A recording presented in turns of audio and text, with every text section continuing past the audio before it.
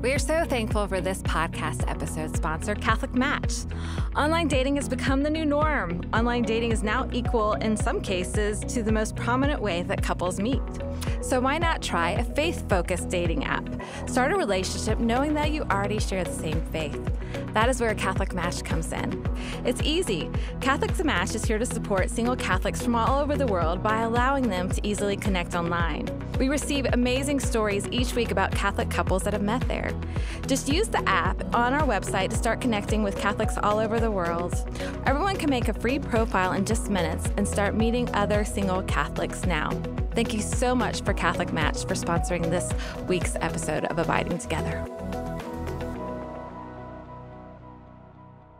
Hello and welcome to this week's episode of the Abiding Together podcast. Michelle's kicking me under the table right now. In the spirit of full disclosure, and she totally started it. I'm not going to even, and that's what's going on. Okay, so, whatever. We're hungry. Are we doing the sister? No, we're doing mothers. So we're trying to go. So welcome back to our series. Oh my goodness, White Christmas was on the other day and I saw your sister song. This is a total tangent. This is a total, I don't know where we're going right now. Sorry, you should sing the sister song. We did last time. Was that sister? Yeah, we sang it during sister. It was a duet. It was lovely. Oh, it was good. Yeah. Okay, anyway, I don't remember. It's okay. It was a long time ago. It's been a long day. It has. Here we are. Okay, here we go. So we are journeying into our second part of our series on motherhood. So last week we talked about the power of motherhood and about receptivity. And this week we're going to talk about the wounds of a mother. And we're also going to talk about the feminine genius attribute of generosity. Right. So once again, we'll start with our biblical quote. We've been using one quote for every identity, and we'll keep reading that, just allowing it to sink more deeply into our hearts. So our guiding scripture for our series on motherhood is from the book of the prophet Jeremiah, chapter 1, verses 4-5. And he says this: "The word of the Lord came to me, saying, before I formed you in the womb, I knew you. Before you were born, I set you apart. I appointed you as a prophet to the nations." So Heather, as we dive into this second part of our series on motherhood, what are some things that stir in your heart as we talk about wounds of a mother and kind of where we're going to go today?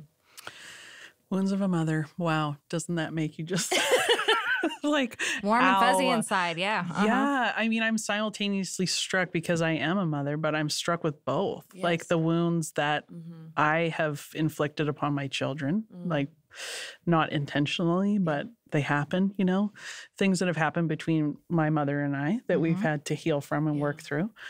And then also wounds that sometimes happen from your kids too. I'm like, there's a lot of things in here, like a lot of different layers that we can talk about. And it's hard things, but it's good things. Yeah. Like I always think like the impact of stuffing it all or never talking about it, never acknowledging about it is never going to lead to fruitfulness and holiness and freedom. But it's the talking about it, the learning. These conversations are so important because I myself have learned from other people who have shared things that I'm like, oh, it's opened up a category for me that I didn't know about myself, or it's brought a place of hope. And so that's my desire for this conversation, is that as we talk about and share our own things, that maybe it will unlock something in another person who's listening, or maybe open up an area where they need hope, for their own healing. So it's deep. It is deep. This is a deep one. And I love our guiding quote for this episode is "Love can be reborn" by John Paul II. And I saw that and I just thought, yes, that's amazing. Love can be reborn. And like when you study any kind of attachment theory, like how we all attach to our mothers and how we learn how to really, in John Paul II language, learn how to be a gift, learn how to be received as a gift, and how to give ourselves as a gift.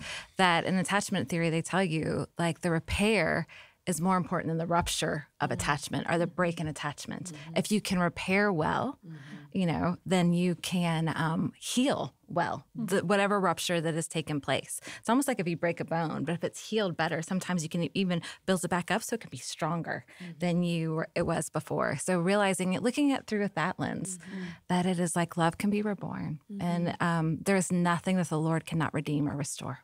Nothing is off limits. I think as we talked about this a little bit last time, but I think when we speak about generosity and we speak about every single human person ever on earth has been born of a woman, that every single one of us spent more or less 9 months in the womb of a woman. of intimately tied to her. And I was listening to a podcast earlier, several months ago, and it talked about by the time you're like 12 to 15 weeks old, that you can discern as a child between the touch of the womb of the mother and then somebody else's touch on her womb.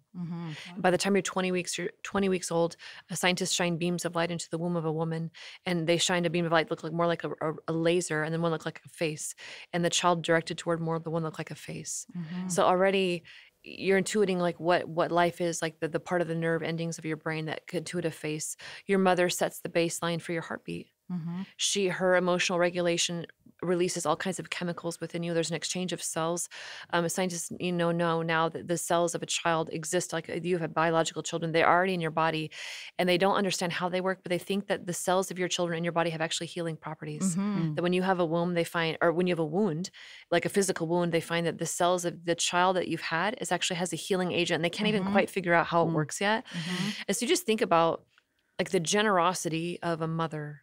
And we all have friends who have children, and one of my friends, she has several kids, and she's like, I had several kids, and I love my kids, but she's like, my body looks like this. She's like, my husband still looks like a Greek god. She's like, I don't even know what god I was thinking about there. She's like, and it's true, like how many times women have fear of like, if I have children and I'm going to lose my figure, or my husband's not going to be attracted to me anymore, and just even like the generosity of her body to nurse a child at her breast, to wake up all the time, and just like the generosity that it takes of body and soul to house a child, so to speak, to make a child at home, and then how that generosity or lack thereof affects the child for all of us, and then the people that we biologically mother, spiritually mother, has a profound effect on their growth as well. I think that's just a staggering thing to think of. And I know even talking about like a closeness like that to a mother, for my own self, I was adopted. So my biological mother was a high school student, and I don't know my story, but just the intuition of, being 17 years old and being pregnant and unmarried, it's not really usually a welcome gift. And so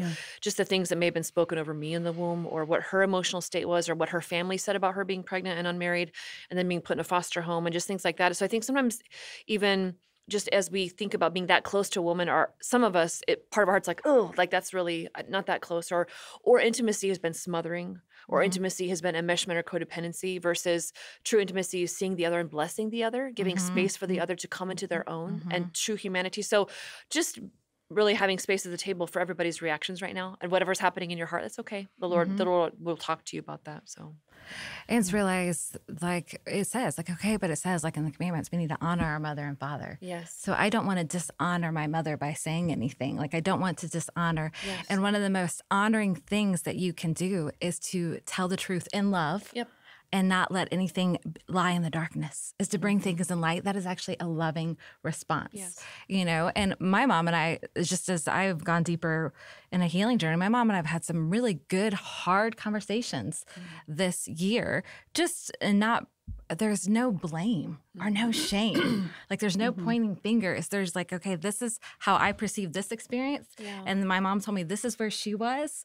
And man, as a mother, I keep on telling my mom, like, Mom, there's no judgment here. Like, I don't blame you, like at all. Because I'm like, now as a mother, I'm like, oh, you can offer a lot of grace, because I think for the most part, a lot of people are just doing the best that they can with what they had, what they had. Yeah, like with what they had, and just honor our stories in love and honor the other person's stories in love, but also to make sure that you also say there has to be a truth part to it, and that things in the dark have to come into light. And when you catch yourself, but it wasn't that bad, but it wasn't like, minimizing the pain or minimizing what happened.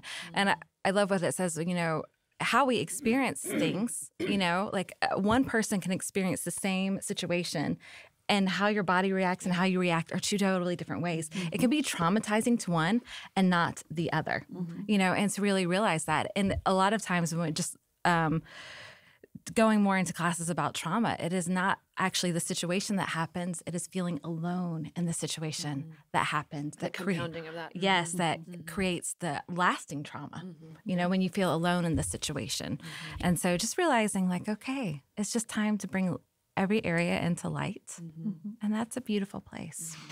But it does take a while to get there, what you were saying, to where you get to a place where you're like, okay, Mom, I don't judge you and I don't blame you. And we can talk about this. Like, because I think for a long time when you're younger, you look at your mom or adults in general and you think a certain thing about them, like they have it all together, their story, their, all of that stuff. And now you get to this age and I'm like, oh my gosh, I don't have all my stuff together, and neither did they. Oh my goodness. So it brings this perspective of like, you think as a young child or as a younger person sometimes that when you're that age, you should have it all together and you should know better, or whatever, that there's just a different level of maturity sometimes than there actually is. It's not until you get into those stages that your compassion grows, because you're like, wow, there's actually a lot of pressures at this age. There's actually a lot of other things going on. And maybe the marriage wasn't great, or maybe, they were suffering with depression or anxiety, or maybe, like that they have their own story. I know as a kid, I never thought that my parents had their own story. You don't think your mother is human. Like, you really don't think she's your own person.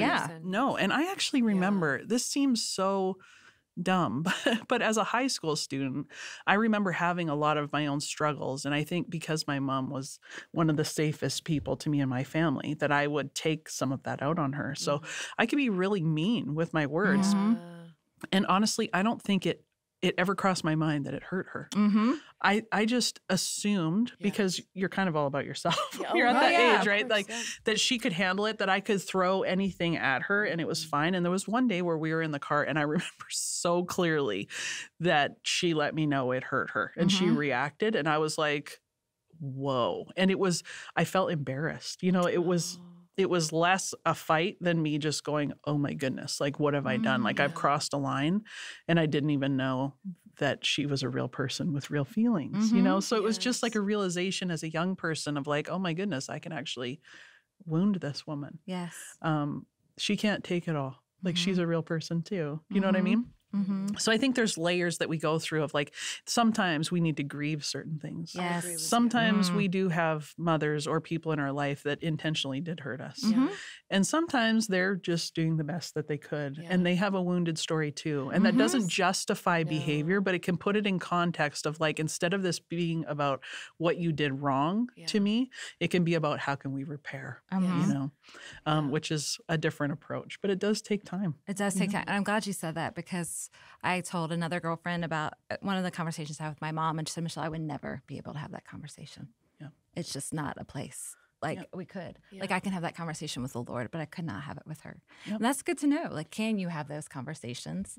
And it just depends upon their own journey. If sometimes you can't. Sometimes you cannot. And that's okay. And like you can't ever have that conversation with your biological mother, although there's many conversations I'm sure you've had in your mind, with her, but that will never be able to happen. And same with me. There's certain conversations I can't have, but can healing still occur? Absolutely. Absolutely. There's other ways for that to happen.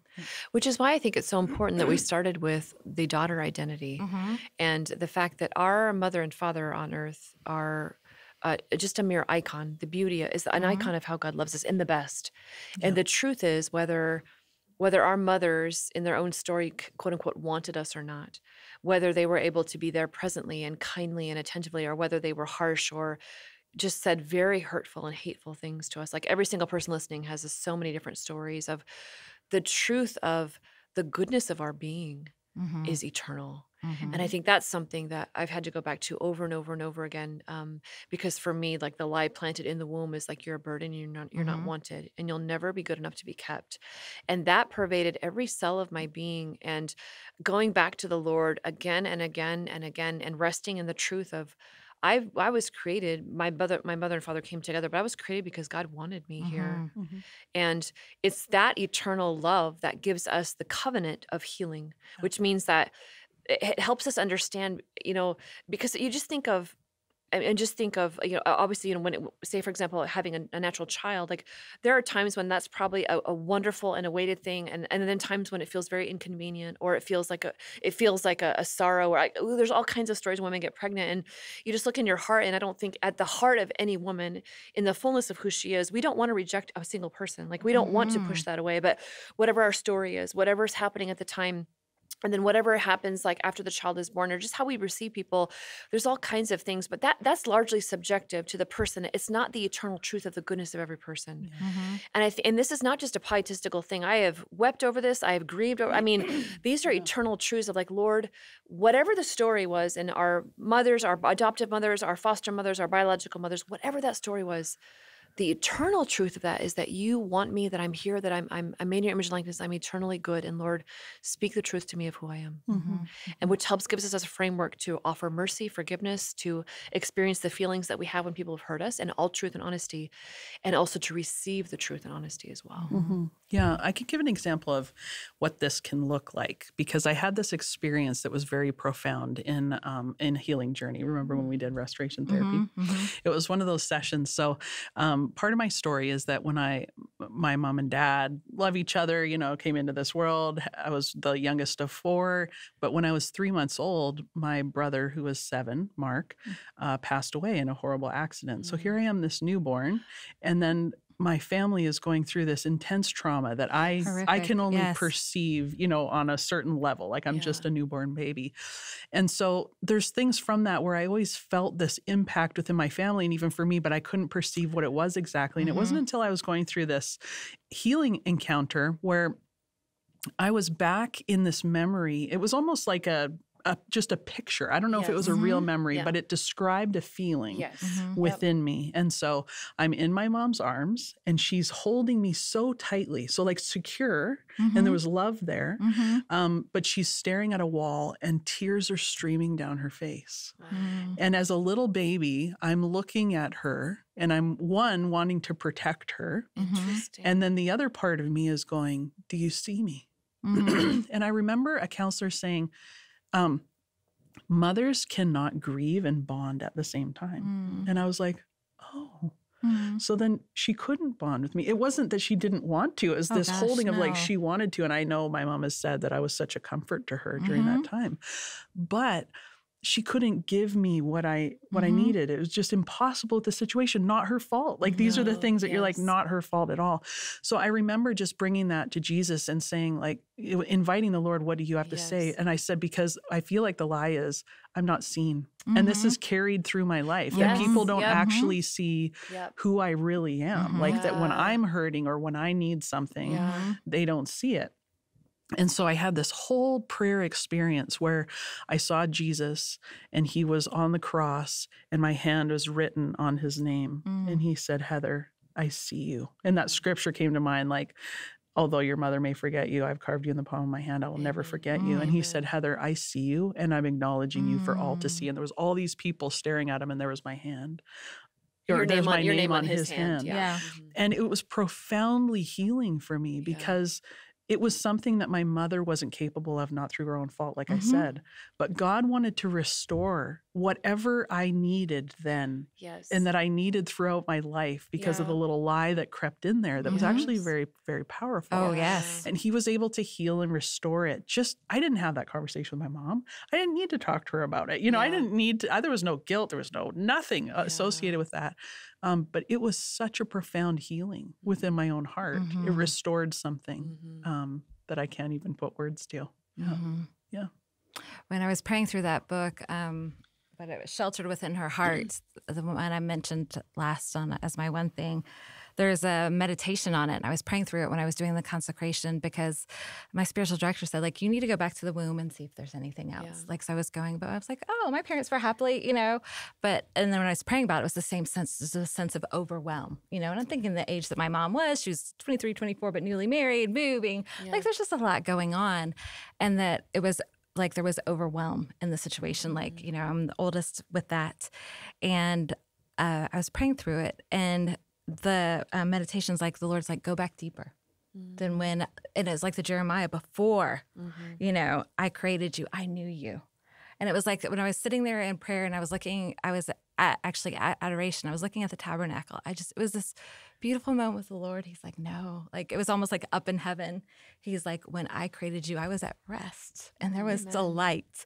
And then I was like, oh, now is the time that she comes about. Like he said, that is the most foundational implicit memory that you can have is me as foundation, as me a creator. He goes, go back even further, Michelle. Like you are delight and you were not like a burden or overwhelmed or what, like it was intentional. Like I'm into, but the word was delight. I created you in delight and in rest. And I was like, oh my gosh. And if that is the posture that I take that I was created out of, like that trumps the lie that I, you know, like, oh, overwhelmed and I need to make sure everything's okay or so people don't get overwhelmed, you know, and just to go forth and to realize that like the Lord is bigger, you know, and he can redeem all of that. And I think for a lot of us, the way that I think a lot of times that we felt like mothers have wounded us is just like when mothers are distracted, when we don't have the mother's gaze upon us, you know, or they're fully present, you know, or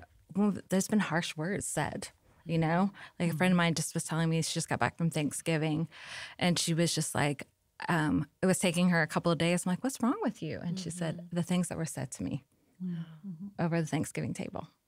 She said, I'm still, like, they were just harsh, you know? But I think there's something especially about a mother's words that just pierce and grab you. And I've seen it myself when I've said things to my kids where I'm like, oh, I have to go back. There's a weightiness to the words of a mother. Yes, of a woman, I think. Yes, a woman and mother. Yes, that but especially a mom towards a child. Yes. Like, and that goes for the good too. There's a weightiness to your words. Both. Like when your you mama speak says something, blessing, or when you speak encouragement, life, like all of that. There's a weightiness to that. But yeah, just the other day, I had this thought. Just the other day, I said to one of my kids, we were talking about something and I kind of laughed and I said, oh, you're so fickle, you know? But she repeated that twice in the next day. And I was like, to other people. And I was like, whoa. Yeah. Like, I didn't mean that as a label, you know, like in my mind, I was like, whoa, she took this as potentially a label. So there's something I need to undo here. And I think those dynamics happen all the time. And often we're not aware of them as a mother or as someone in a spiritual mother role that we can speak blessing and we can speak curse or we can speak labels that can tie you down or we can speak identity, you know, over our children or people that we're in a maternal role with, you know. So it's just really important, I think, to repair where you can. Yes. And as quickly as you can. Oh, yeah. And sometimes I realize through my actions that I've given my children a certain message. And Jake and I, my husband, talked about this a long time ago when our kids were little. We're like, what are the messages that we want them to know? Like, what are the core messages through our actions, through our words, through the way that we touch them, that we want them to know? And alternatively, I've realized there's other messages that we sent that we may not have said because we're really careful about our words. Unspoken ones. But like maybe the impression like you have to get it right, you know, that you need to suck it up, you need to pull yourself together, like whatever it might be. And I've had to undo some of those things as I see my children operating in a way I'm like, oh, I can see a negative impact here. So now it's time to speak blessing, to undo what I may have communicated. So there's always hope. Like these situations are never lost, you know, but we have to be willing, I think, to open our heart again, whether there's pain coming from what we did or what we've received. And I think we have to be able to hear the hard things that and this takes when your children get older, like when there's a little bit of older, and I mean, it depends on the age or the maturity level of your child. But a good friend of ours, Janine McGann, I love it, a question that she asks, and when she's just been doing deep interior work in herself, she said, I'm noticing these things about myself that the Lord is really bringing up. I would love to know how this has affected you or if it has affected you as a child. And I'm like, darn, girl, that's a great question. So I asked one of my high school boys that question, and he answered, and it was hard to hear some of the things. And you're like, you're right. And I'm so sorry. Like, you are right. That is something that I really need to look at. And I am so sorry that it hurt you this way. And that was never my intention, but it doesn't mean that it didn't hurt, you know? And he was so funny. He goes, I feel really good about our conversation now. I'm like, and I'm still carrying it. I'm like, oh my gosh. And he was like, okay, but for him just to speak it and to let it go. But it's just this posture of learning from one another. Like, that's what family is, being a school of love. Like, okay, and that we are quick to forgive, and, you know, but we're quick to ask forgiveness. And for me, it was a big thing just to say, own responsibility. Like, you are right, you know. And I think also, I was thinking about it after. I don't know if I would even have used the word right, because I think right or wrong. It's not a right or wrong. It's just kind of, it's just messy. You know, it's just humanity. You know, not saying that. I just want to honor that that's your experience. Yes, exactly. Of that situation. And and the beautiful thing is that we also have full permission to go back to the Lord and sit with the Lord and say, okay, Lord, what is true? Yes. Like, what do you want me to know about this? Like, what is, And I think that's the struggle. All of us, when we are in hard conversations, often we, like Brene Brown says, we armor up and we start just like, even we can feel our body, we stop breathing. Usually we can just feel our bodies tense up of like, oh my gosh, what's this person going to say? Or we are already like thinking in our minds of like, how am I going to respond to this? And I just learned that big fat lesson just the other day, and just having a hard conversation with a friend of mine and just listening to their heart. And I had to will myself not to butt in and interrupt, like just be quiet. And just listen to their experience. Like they're not asking you to explain yourself. Just listen. Just listen. And so being able just to listen to that person and just say, oh, thank you for sharing that with me. I will certainly take that to the Lord and see what the Lord wants me to say that. And please know that I had no intent to hurt you. I am so sorry. Like that was not my intent at all. Like, and I think that helps like our hearts. And a woman came up to me at a conference some time ago, and she's a mom, and she's like, I know I've hurt my kids. And she's like, some of them haven't talked to me in 20 years. And she's like, is there hope for me? I was like, yes, there's hope. Like there's always hope. You ask Our Lady even now to open their hearts, ask their guardian angel to intercede for them, ask the Lord to help you have openings where you can go back and say, you know what, like Janine, like I've realized these about myself. Like I am sorry as a mother. I'm sorry for what I've done, and I'm sorry. And your kids might be like, oh, Mom, it's not a big deal. And I can tell you that it means a lot to your children when Mom comes back and says, I think I hurt you here, and I'm really sorry. And then it gave even my own mom, like all the conversations we've had since my dad died over the last 20 years of me going back to my mom and saying, Mom, I was not a good daughter to you. And I'm so sorry. Like, I'm so sorry. And I just, yeah, like that's the beauty of being human, like just the continual growth of our hearts, of the receptivity, of the generosity. But like you both are saying, it requires us with the Lord to say, okay, Lord, open my heart here. Because it's so easy for us to shut our hearts, to double down on our position. And we don't grow like that. It takes vulnerability for all of us to grow.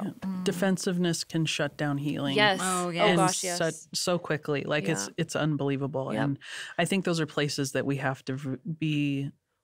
I mean, we really have to look within and go, why am I getting defensive? Why am I feeling defensive right now? Yep. And is it possible, like you said, sister, like you knew that you had to hold some of your comments to yourself and just listen. Yep. If we're not capable of doing that, why? Like, what is it that we're so afraid of? I think for many of us, we're afraid that we failed, that we're not a good mother, or that we're not a good now because person, or we're not, that we've done all of this and all we've done is wound our children. No, I'm going to pay for my kids to go to counseling for anything that I've done, in the future. Like, I always tell my kids, it'll make you funny though and relatable. Move on. I have some stories now.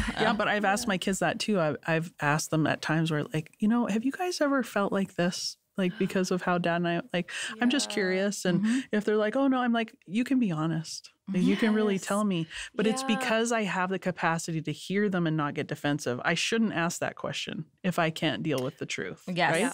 So we have to be in a place where we're growing in maturity so we can handle that. And I think maturity also enters into the picture in a big way when our kids hurt us. Now I've noticed at times, like there's been times where my kids have hurt my feelings, just like I did for my mom and that other story. Like we can get hurt. We're just people. Our hearts are tender. There's little parts of us too, And sometimes our kids can be flippant, or they can be, not very thoughtful, and things come out, or you feel like you're being taken advantage of, and they're just going to take, and like all of those things. So it's like, how do I handle that with maturity, but with love? Like, how can I say, hey, I feel like you're asking for a lot, but we're not really having like great relationship with each other. Can we talk about that?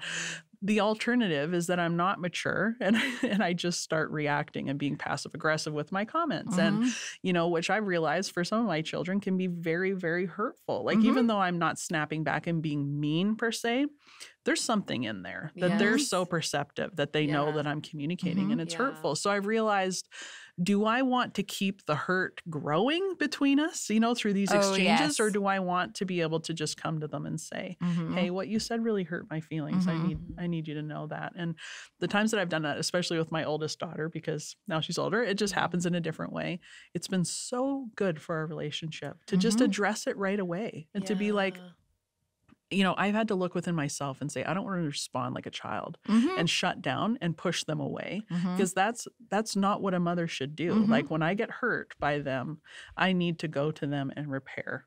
I'm the adult. they're not here to take care of me. Yes. I'm the mother. Ooh, you know, like girl. I need to Yeah. initiate, even if I'm the one that's been hurt. Yes. So what do I want to do in my littleness sometimes? Yeah, I want to wall up. I don't want to talk to them. I want to like play that game. I'm just like, go away. I don't want to do anything for you. No, I'm not giving you a ride. Like I can do Yeah. that. Like I can just Or go silent there. treatment. Silent treatment, all those Oh, things, you know? yes. Yep. But I'm like, no, if I'm going to teach them what love truly is, Yep. that even when you're hurt, that you still give, that you still Girl. love, that you still So repair. generous, yeah. These are hard things. Oh Very my gosh, hard the things. hardest. Yeah. Yeah. And you're looking around like, okay, who's the adult in the room? Oh, crap, I am. I'm the adult in the room. I'm the parent in the room. I've got to respond Hard differently. every time. You know, Yeah. every time. Yeah. There was a funny meme going around. It made me laugh. They're like, I wonder if I put a bow on my head and lie under the Christmas tree, if my kids will realize what a gift I am. And I was just like, that's a good one. I was like, okay, but I was laughing because I think for like mothers, just even create, like we have to create Christmas or do this. And there's a lot of behind the scenes things and for both parents, but I think especially mothers. But yes, oftentimes like, oh my gosh, I'm responding like a child here. And like my question is, do I want to be right or do I want to be loving? You know, and really because I'm like, but I'm right in this situation, you know, and it doesn't make a difference. It's not right or wrong. Like I said earlier before, it's all right, what is the deeper issue? Why is this child responding this way? There is a deep root issue. Can I be present to where they are at and love, even though sometimes it's like everything in me just wants to be like, go away, you know, but you're like, no.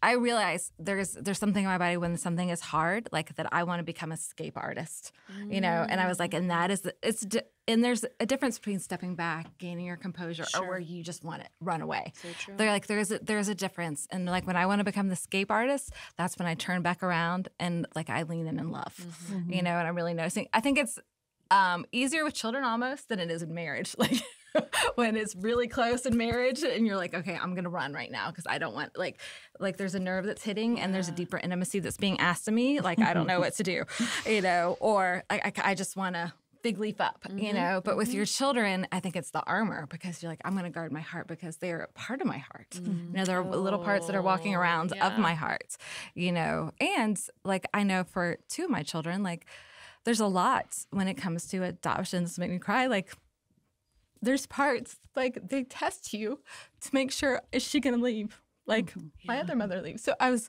like, it gets old being a punching bag sometimes. I know, because they try to, and they don't do it.